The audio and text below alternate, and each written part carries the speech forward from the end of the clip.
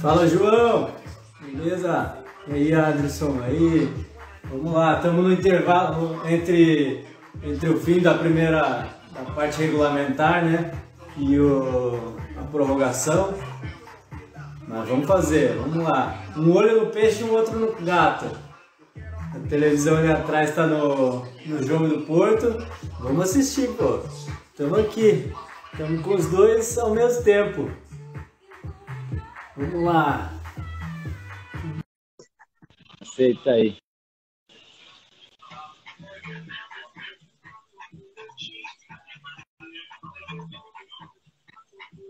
Fala, Carlitos, meu capitão. Caralho, que honra. Boa noite, Fala, tranquilo? Matheus. Beleza, tá me ouvindo bem? Boa noite. Tô só arrumando aqui um pouquinho o áudio aqui.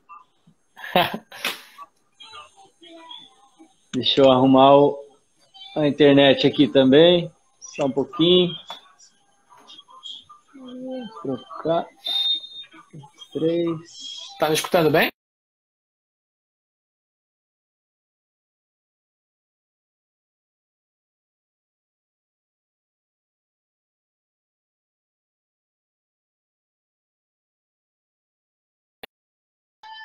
Aí, capitão, um beijinho pra você também. Te amo. Muitos campeonatos juntos. E aí, tá me escutando bem, agora? Tô, perfeito. Tô. Perfeito. Tranquilo. Aqui é um olho no peixe e o outro no gato. Aqui, ó. Ali, ó, Aqui, eu também, ó. O jogo tá lá, vai começar. Beleza. Galera, Esse projetor é famoso. Isso aí. Então hoje a gente vai trocar uma ideia sobre a análise do desempenho tático, como que a análise do desempenho tático é importante no desenvolvimento de jogadores. A gente vai trocar uma ideia com o Matheus Coelho.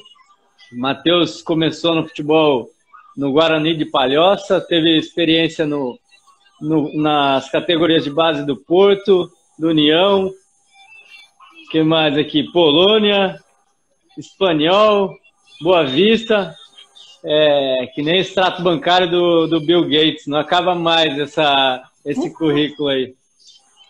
Muita experiência, hein? O extrato dele tu pode me passar também, ia ficar felizão, pô.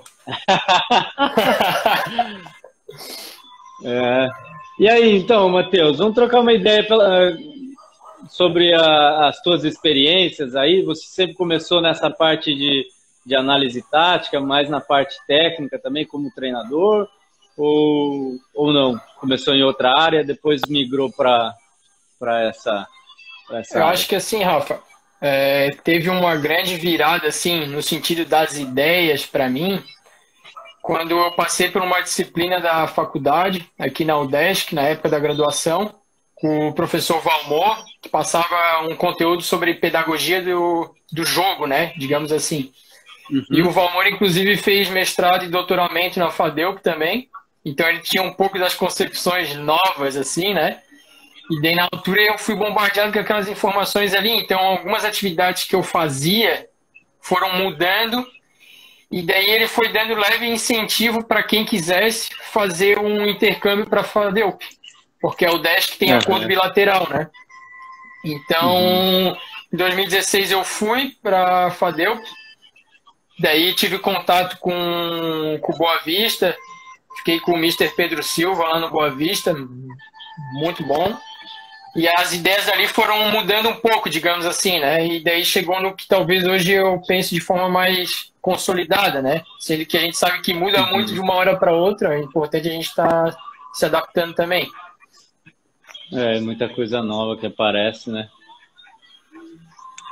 Legal, legal. Mas por acaso eu achei que você tinha começado como preparador físico, né? Geralmente o pessoal Eu comecei como preparador físico e muitos dos meus colegas que nunca não jogaram bola, né? Não jogaram futebol profissionalmente, então entraram no meio do futebol através da faculdade. Geralmente a gente entra pela preparação física, né? Então, por acaso, fiquei com essa impressão. Fiquei impressionado ao ver o teu currículo ali.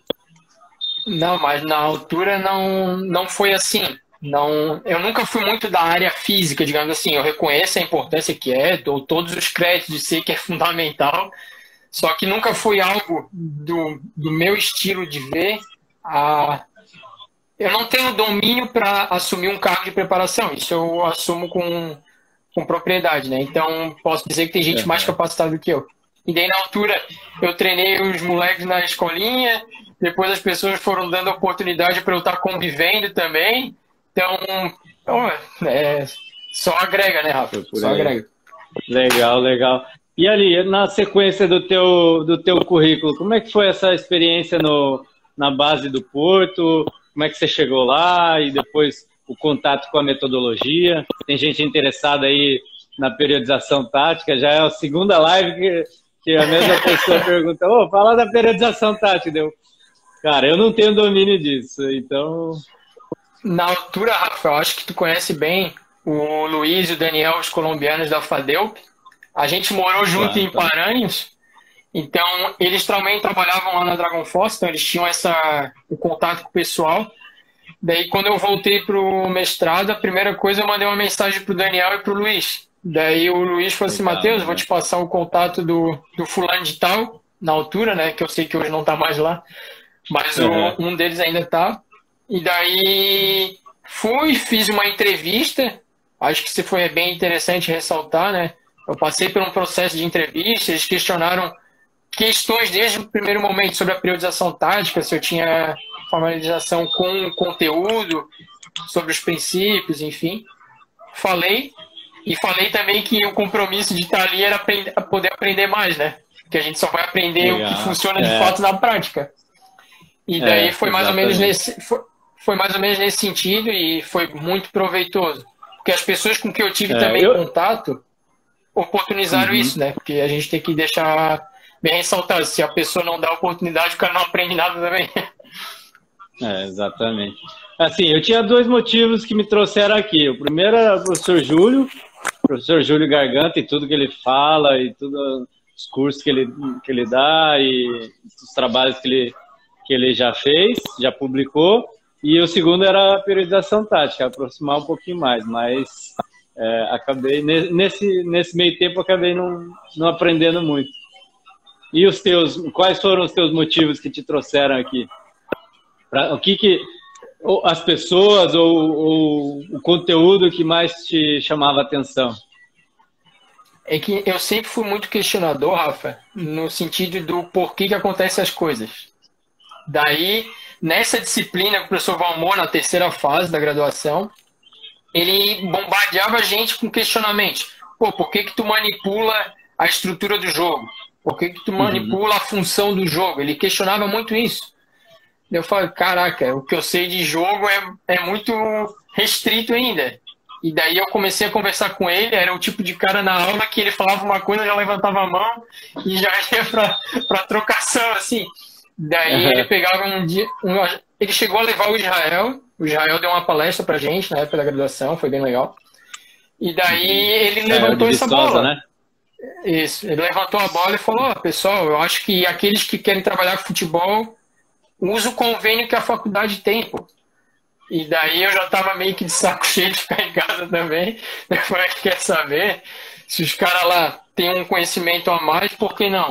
Tá faca e queijo na mão, e foi o que eu fiz. E foi nesse sentido, foi um divisor. Um divisor simples, mas foi um divisor. Daí, na ocasião, quem me deu a disciplina de futebol foi o professor Barreira, que depois veio ser orientador. E daí já foi uma sequência de tudo. Legal. Que joia. Professor Barreira que está no Barcelona, né?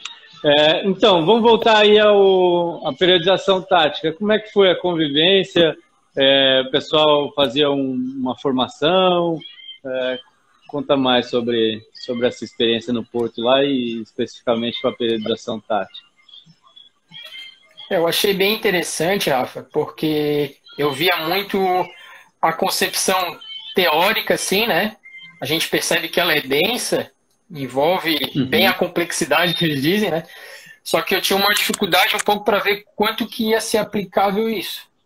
Era a minha dúvida inicial, né? Sim. Só que a gente sabe que se grandes treinadores adaptaram, por que nós, no início de carreira, não podemos adaptar também, né? Pronto, foi mais ou menos parte dessa ideia. Daí, chegando lá, a primeira coisa que me destacou foi que todo mês a gente tinha uma formação.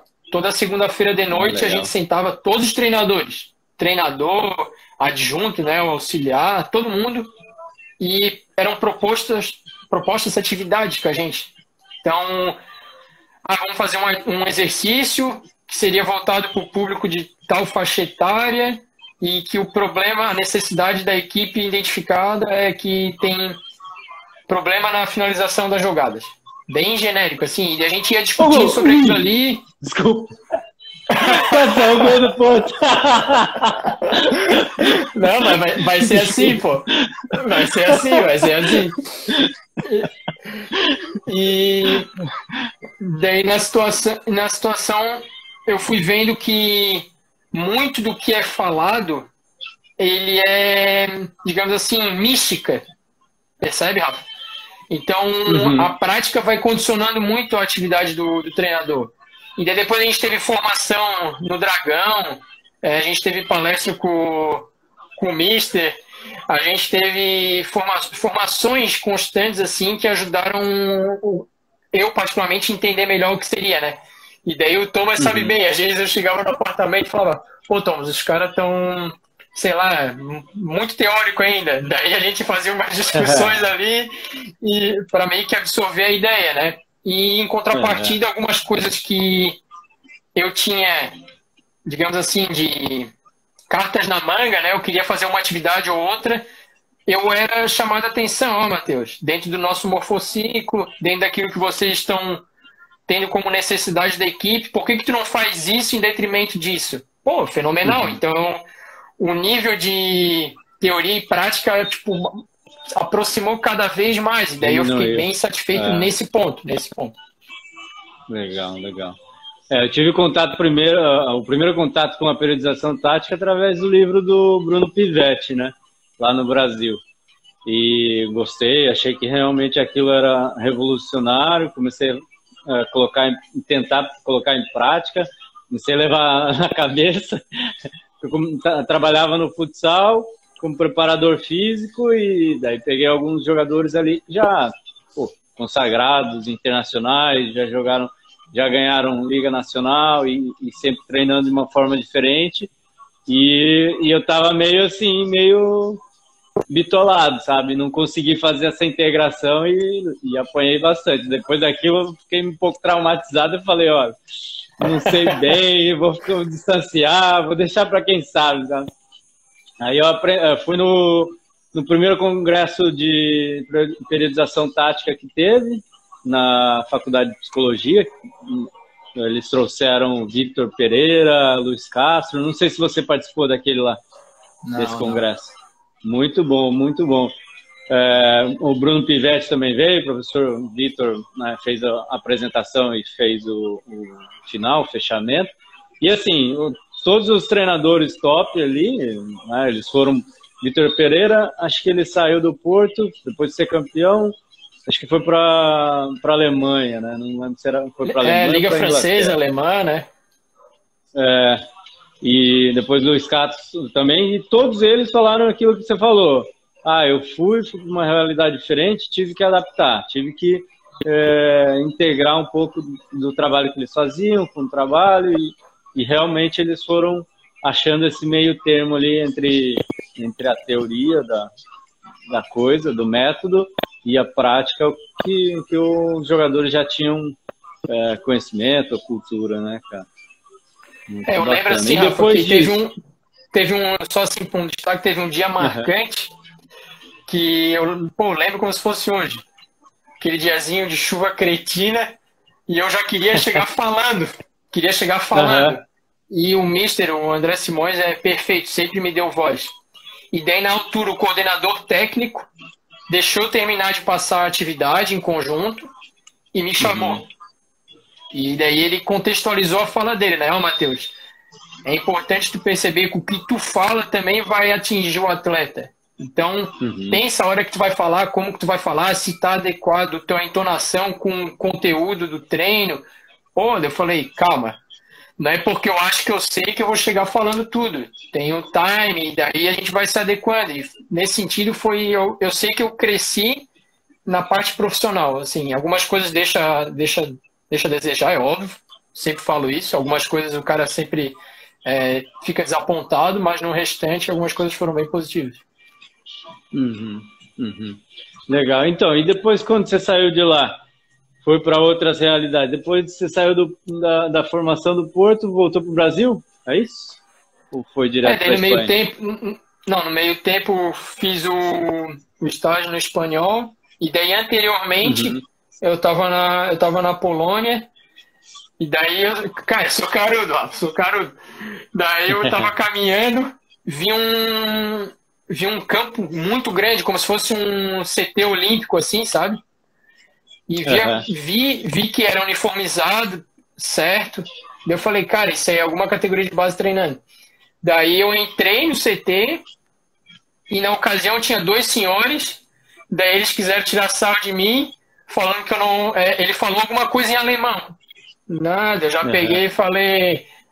Daí eu falei, calma. Daí eu contextualizei com ele, daí como ele viu que eu respondi ele em alemão, daí ele falou assim, o preparador de goleiros fala inglês. Daí eu fui apresentado ao preparador de goleiros, daí eu conversei com eles, fui em mais de um treino, né, foi durante a semana, e daí depois também, sob orientação do Maico, o Maico falava, Matheus, manda e-mail, cara, manda e-mail aí pra Europa, o clube que abrir a porta, tu vai e vai aprender isso com eles. E assim foi no espanhol. Legal. E você conseguiu levar um pouco daquilo que você aprendeu no Porto para lá? Teve uma troca ou foi mais absorção de conhecimento? Como é que foi? Eu acho que a gente eu distingo muito, né? São contextos totalmente diferentes, né? Pô, eu olhava na Polônia, os caras fazendo treino de transição, os caras terminavam uma transição e eu fazia treinó. Eu falava, caraca, é uma demanda física absurda aqui. E daí eu tentava dialogar com eles, né? Daí eles falavam mesmo. O nosso foco inicial, acho que depois a gente pode explorar isso, do desenvolver, né? O nosso foco inicial é trabalho de força, potência, certamente enquadrando na faixa etária correta, né? Então, já no espanhol já é uma proximidade mais da pedagogia, de jogar, mais nesse sentido que a portuguesa também, né? Legal. Bacana. Então vamos passar para as questões aí. Deixa eu só voltar aqui. Tinha uma questão. Vamos começar pelo tema, né, da live aí. Selecionar ou desenvolver, na tua opinião, qual que é o mais importante aí no processo de um clube? Qual o papel que os clubes investem mais, né? Qual área que eles investem mais? Eu acho que vai muito do objetivo macro do clube, sabe, Rafa? Porque eu lembro bem, na dissertação, o primeiro comentário do professor Barreira foi: se tu vais falar de desenvolvimento, tens que ler outras coisas. Ele escreveu uma coisa do tipo assim. Daí eu falei, eu já respondi o comentário do tipo, tá, professor, o que a gente pode explorar também no trabalho? E daí foi mais ou menos nesse sentido, para cada vez mais a gente estar atento, que vai depender sempre do objetivo do clube. Tem clubes que em determinados momentos vão priorizar a seleção, por objetivo financeiro, objetivo de rotatividade do elenco, enfim, pelos objetivos próprios do clube. Em contrapartida, quando a gente fala de desenvolvimento, a gente sabe que desenvolvimento é um percurso. E esse percurso, quanto mais variado possível for e mais enriquecedor for, isso leva tempo. Não é uma coisa que a gente consegue fazer numa avaliação de uma sessão ou de uma semana, por exemplo. Leva tempo. Então, acho que vai muito do contexto também. Então, contexto e objetivo do clube são fundamentais para distinguir o que é selecionado e o que é desenvolver. Legal.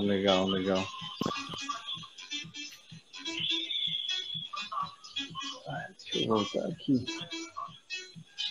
E nessa parte, nas experiências que você teve, você também vivenciou esses dois lados?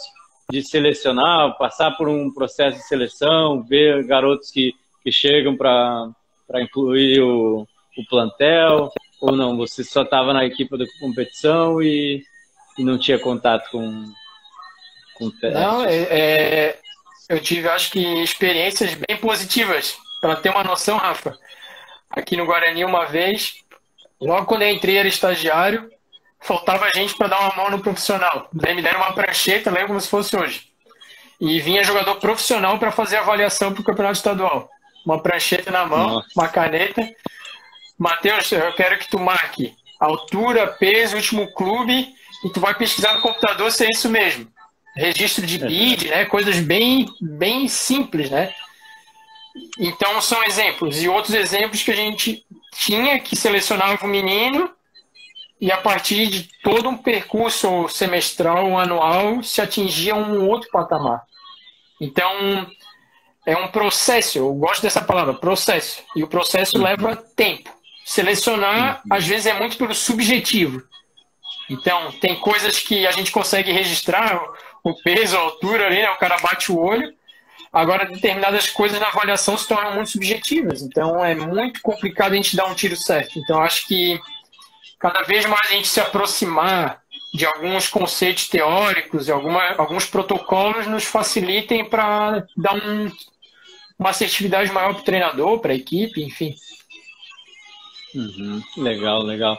E assim, no contexto da formação, né, na base, e pensando assim, um complemento, como um jogador aí, jovem consegue complementar a compreensão tática, a análise tática, como é que ele pode melhorar, como é que você indica? Eu acredito, Rafa, que existe uma mistura, não acho isso ruim, cada um trabalha de uma forma, né? Mas existe uma mistura muito grande de conceitos, né? Um menino diz que sabe fazer, daí chega na ação e ele não consegue fazer. A gente sabe, a gente trabalha com isso aí na faculdade, a gente sabe a diferença gritante que é. Ou em que condições ele não consegue desempenhar aquela ação tática que a gente pressupõe como ideal, né? Então, existe uma lacuna muito grande e a gente precisa ter o domínio profissional que vai estar trabalhando com essa gurizada de saber, isso aqui dá para, entre aspas, arrumar para já, isso aqui vai ser a longo prazo, isso aqui não se adequa à idade dele, isso aqui não se adequa à experiência de treino que ele tem, isso aqui não se adequa ao contexto dele. Então, o que eu vejo às vezes, né, acontece. O treinador ou a pessoa que vai estar ali trabalhando com o atleta, né, ele olha para um retrato que a televisão mostra de perfeição ou meta ser atingível, né? E a gente pressupõe que o atleta vai chegar lá, só que a gente não sabe de fato qual é a condição do atleta. Vamos imaginar, né? Ele é uma criança. Determinados princípios ele não vai conseguir cumprir nunca, por causa da limitação cognitiva dele. Então eu posso elaborar o melhor treino, fazer a melhor estrutura de treino e pumba, joga lá pro moleque. O moleque não vai conseguir fazer, uma limitação cognitiva dele. À medida que ele passar por experiências de treino, à medida que ele tiver um feedback das inúmeras formas possíveis, é a tendência que ele evolua. Só que o profissional também tem que saber quando puxar a corda, quando ceder a corda, quando aumentar a complexidade, quando diminuir a complexidade, como avaliar isso também, né? Às vezes, como eu falei, a gente bota a meta ou o outlier. O guri não vai chegar no outlier, provavelmente. Outlier é outlier. Pois é, e outra coisa, né? Uma coisa a gente está falando sobre 14, 15, 17, e a nossa referência é o profissional que são jogadores entre 18 e 40 anos, né? Com anos de experiência, com fator maturacional, já muita força, nem precisa falar mais de maturação, né? E eu acho que às vezes falta a gente conseguir acessar jogos, por exemplo, dos campeonatos de elite, jogos de elite daquela categoria.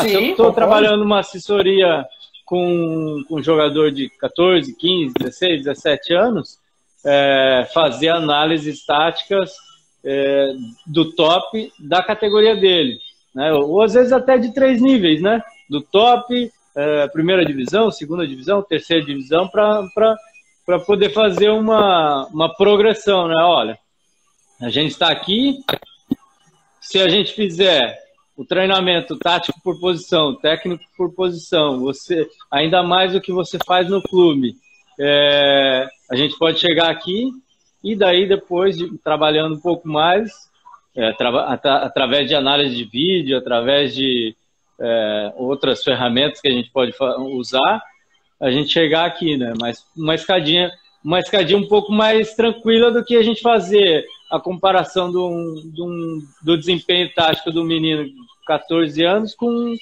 um jogador top de 26, 27 anos, né? E até porque, né, Rafa, se a gente for parar para pensar,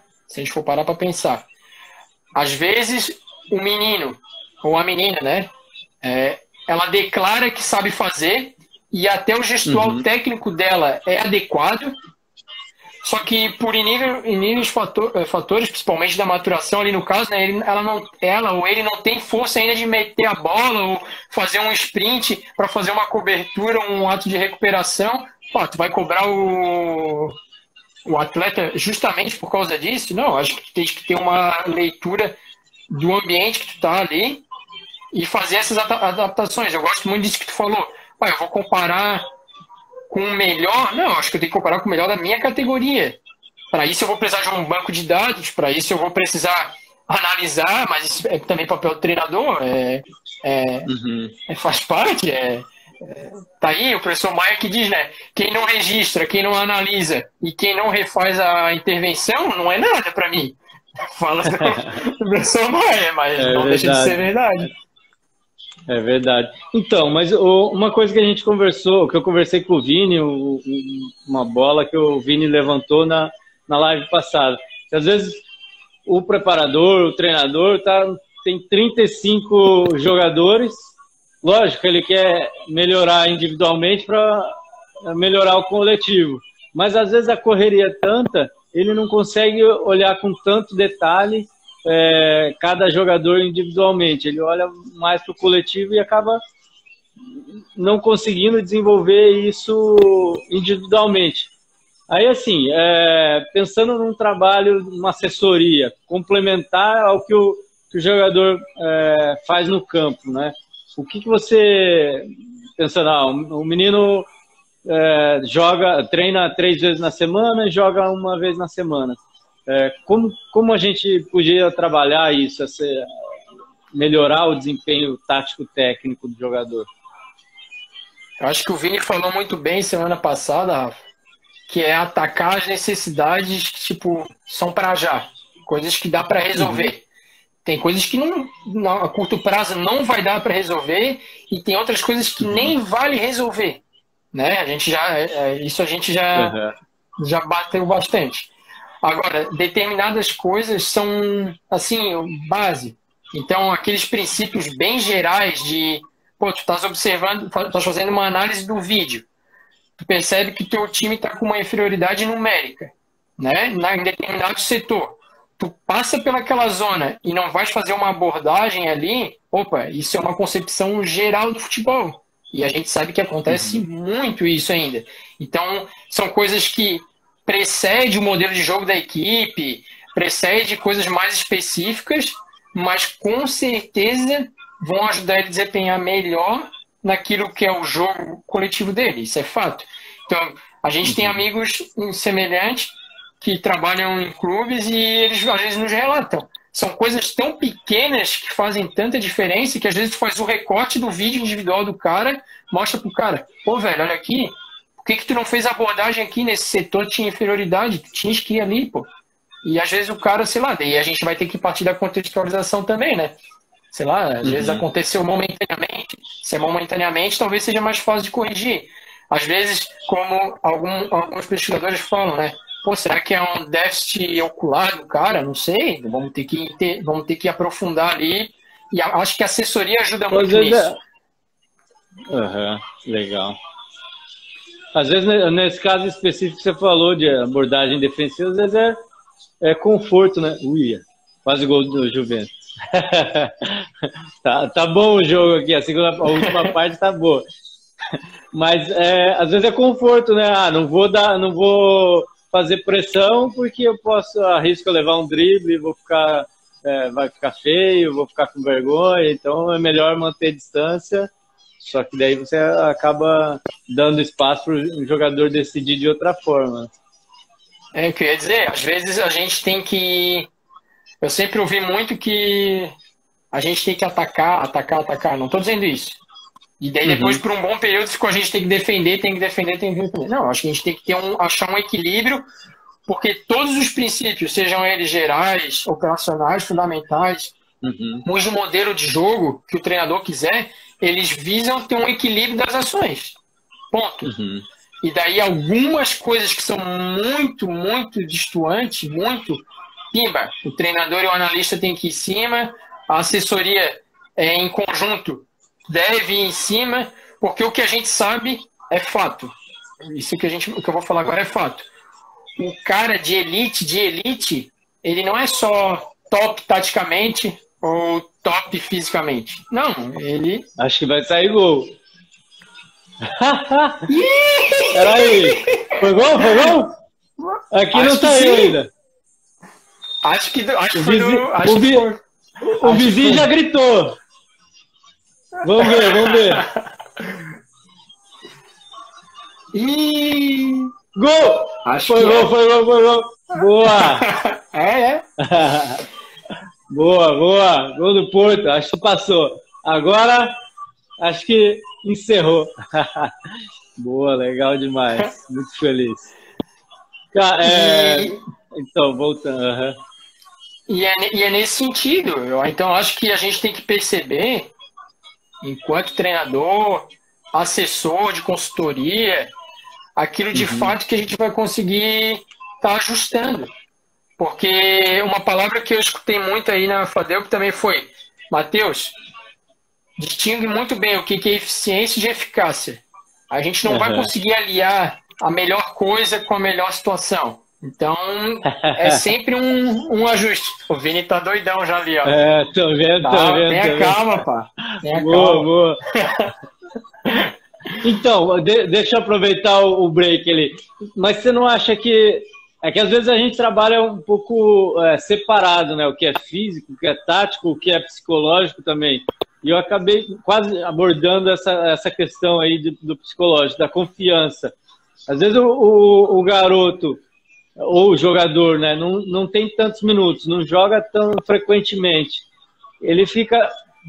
Já não sou tão confiante. Se eu abordar, levar um drible, minha confiança já era baixa, vai lá embaixo ainda. Então, também é uma questão de trabalhar em conjunto, né? Eu tenho um relato, Rafa. Acho que todo mundo trabalhou. Mas vai dar. 3-2, tá tudo certo. Vai para os penaltis. Vai acabar. Acho que não, acho que passa direto, 2 gols fora. Não, mas agora é prorrogação, não é? Ou ainda vale gol fora agora? Sei lá. E agora tem que ler o regulamento, tem que consultar. Mas nesse ponto, Rafa, tem um relato bem legal lá na Dragon Force, no Porto.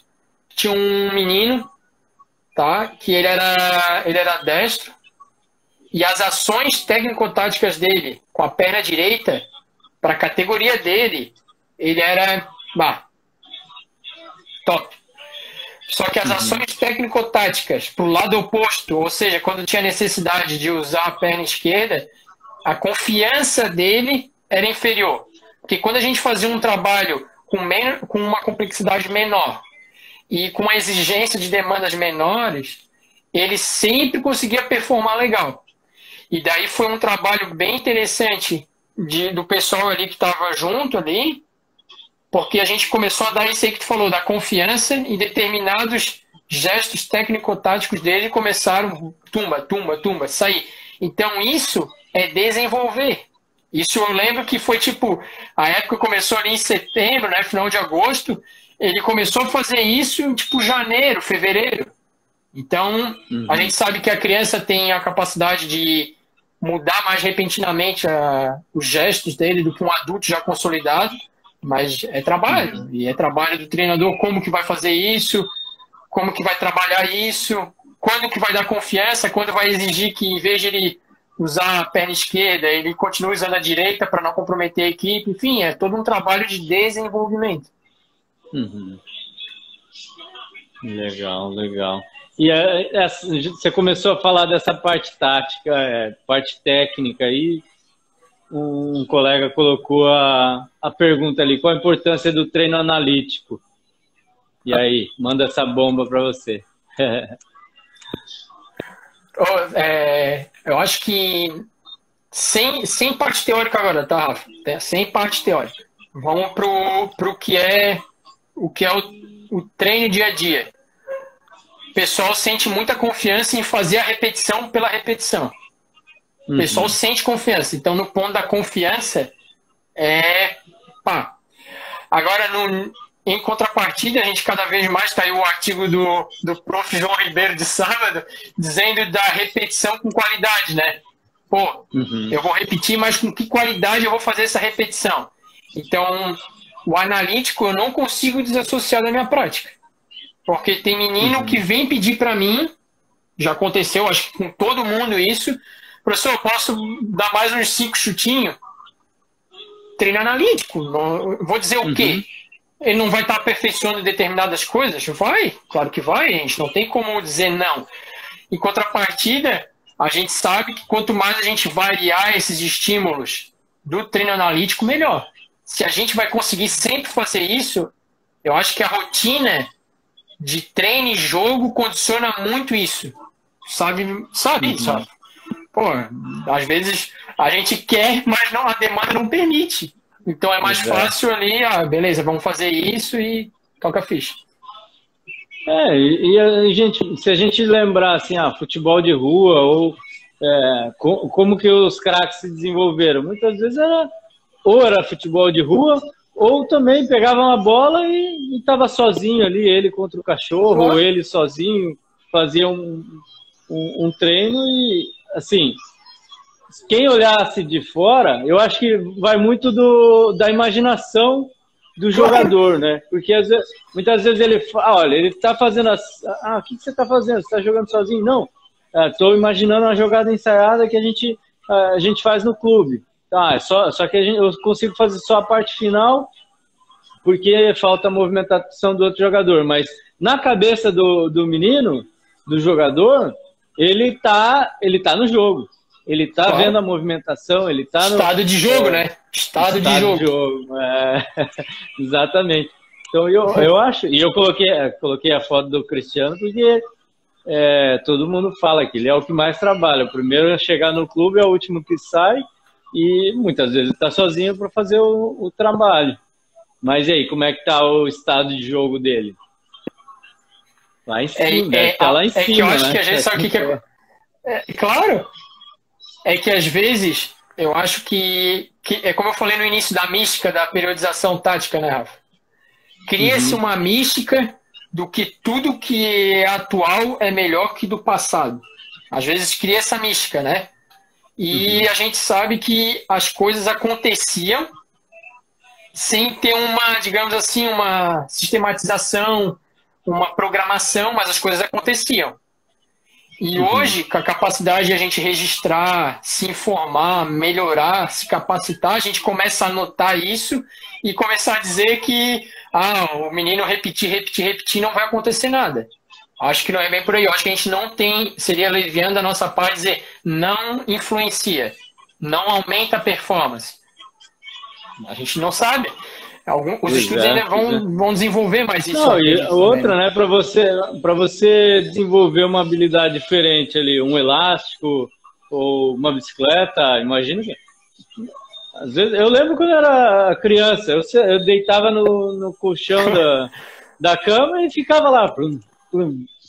e fazendo, repetindo, e não saía e tal, e quebrava o jarro, quebrava a janela e repetia. Então, só que na minha cabeça, naquele momento, eu estava no jogo, né? Mas, Sim. Só que a gente também não conta quantas repetições são necessárias para você adquirir uma habilidade nova, um padrão motor novo, né? É uma boa ideia de pesquisa, hein? O que você acha? Já é bom ir anotando, porque é nessas conversas que vai surgindo boas coisas. Vai ficar gravado, exatamente, vai ficar gravado. Vai ficar gravado. Cara, mas assim, só para terminar, você tem feito as análises em vídeo, você já, na tua experiência como treinador, como auxiliar, você trabalhava também individualmente, sentar com o garoto, pegar a análise de vídeo, mostrar para ele, passava esses feedbacks individuais também? Eu lembro muito bem, Rafa. Tava o Rafa, o nosso treinador aqui do Guarani na época. Colava uma televisão lá, que também é o Rafa, tá? Não vamos fazer confusão aqui. Mas a gente colocava-se a televisão lá, né, no auditório, e fazia-se apontamentos dos ajustes necessários individualmente. O que acontece, ao meu ver, é o grau de aceitação que se tem do indivíduo como atleta. Passou, acabou. Acabou. Desculpa de cortar. O grau de...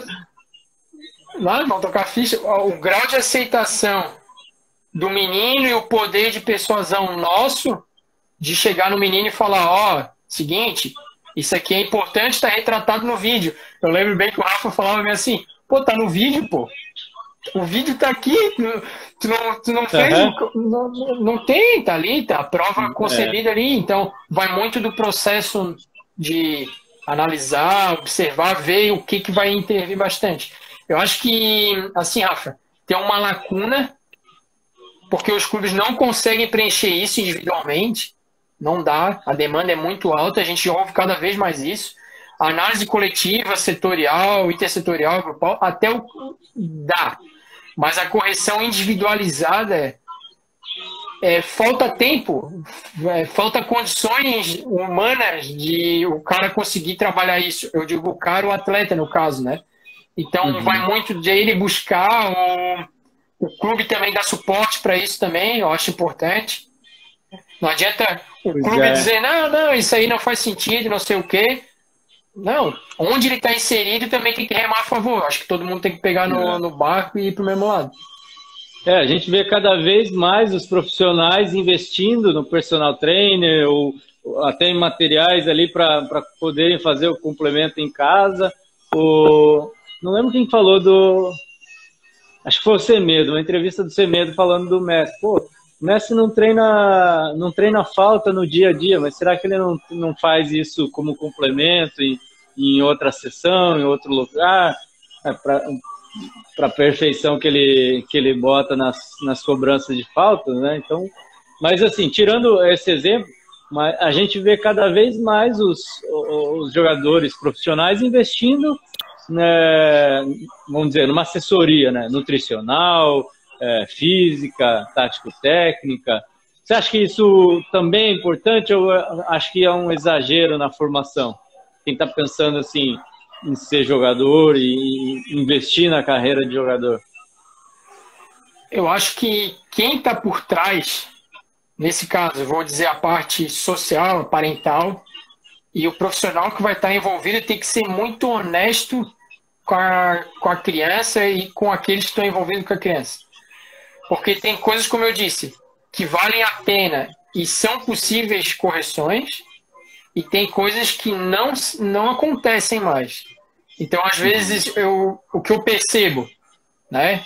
Percebo da realidade atual do Brasil. Às vezes, tá forçando uma situação que ela não vai acontecer mais, gente. Aquela correção ali, esquece, cara. Esquece. Não vai acontecer mais. Então, acho que tem que ter o feeling da honestidade, digamos assim, uma palavra bem batida, né? Do profissional que está envolvido e dos pais de dizer assim, de fato, isso aqui, os caras são porreiros, os caras uma análise clara, né? Isso. Tem isso aqui, você tem que alcançar isso aqui e o teu nível é aqui, né? Objetividade na avaliação. Exato. E até também, às vezes, eu sempre falei isso para os meus meninos, tá, Rafa? Sempre falei isso. Tu tens que ter clareza da tua relação com bola, da tua relação espacial e daquilo que tu consegues alcançar. Um guri de 14, 15, 16, 17 anos, ele já está situado a nível de performance, ele se compara já. Isso cognitivamente já é consolidado na literatura. Eu me comparo eu com outro, eu com fulano de tal. Então, tu tens que ter a concepção. Amigo, talvez tu não vai ser o Messi, né? Mas tu pode ser um jogador de Série B, tu pode ser um jogador de Série C, tu podes, às vezes o trabalho é muito focado. E eu tenho amigos que trabalham no futebol a nível de Série B, enfim, que eles falam, Matheus, eu sempre falei e sempre dava os relatórios para os atletas no sentido assim, tu tens condições de jogar uma Série B. Tu tens condições de jogar uma distrital, um estadual.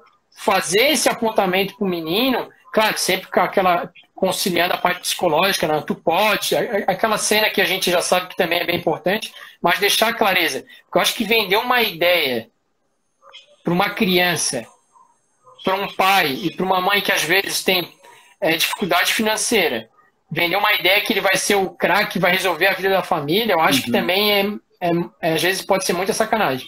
Espaço para esse mercado, eu acho que tem. Eu acho que vai ser questão de tempo aí dos clubes se atentarem a isso, terceirizar isso, não sei. Mas eu acho que as coisas vão ter a probabilidade de evoluir para isso. Essa é a realidade, né? Os clubes não conseguem, os clubes e cada equipe técnica não consegue cobrir com todas as necessidades de cada jogador, né? Então, acho que concordo contigo. Tem que ter uma visão realista, passar uma visão realista e trabalhar, e quem consegue investir.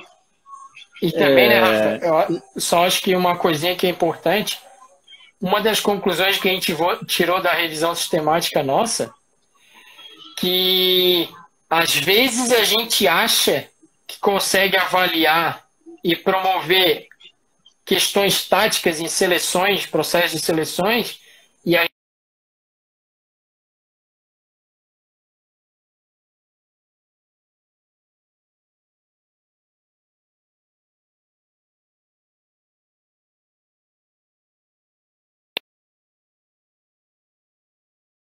com questões táticas, mas como que eu vou trabalhar as questões táticas? Como que eu vou avaliar a questão tática? Né? Então, a gente concluiu isso lá no artiguinho. O artiguinho foi um contributo, eu acho que interessante, né? Eu estou trabalhando a questão tática.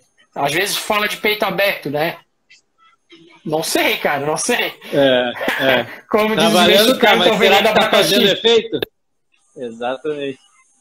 Uma coisa é trabalhar, outra coisa é realmente ser eficaz, né? E dar resultado. Exato. Legal, Matheus. Cara, a conversa está boa. A gente nem começou a entrar em outros assuntos. Queria falar também um pouco da tua dissertação, mas vamos deixar para um papo mais para frente aí, daqui a um mês. O que você acha? Topa mais uma conversa dessa? Também eu vou ter que conferir o extrato do Bill Gates, pô. Não, o cachê é dobrado agora. Para a próxima live, o cachê é dobrado. 2 coxinhas e 2 Coca-Cola. Então, beleza. Valeu, Matheus. Um abraço, velho. Valeu, pessoal aí que esteve com a gente também. Valeu, galera. Falou. Todo mundo deu sorte pro Porto, hein? Beleza. Tchau. Valeu.